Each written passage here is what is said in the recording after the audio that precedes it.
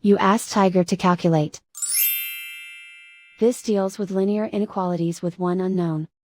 The final result is k smaller than -1. Let's solve it step by step.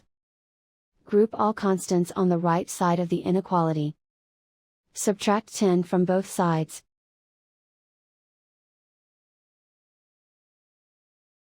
Group like terms.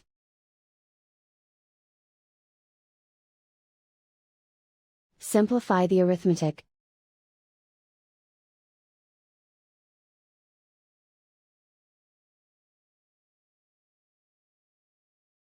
Isolate the k.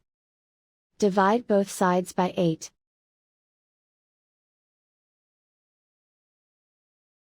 Simplify the fraction.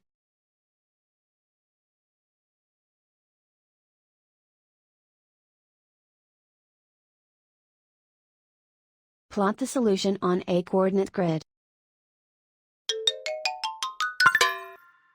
And so the final result is k smaller than -1.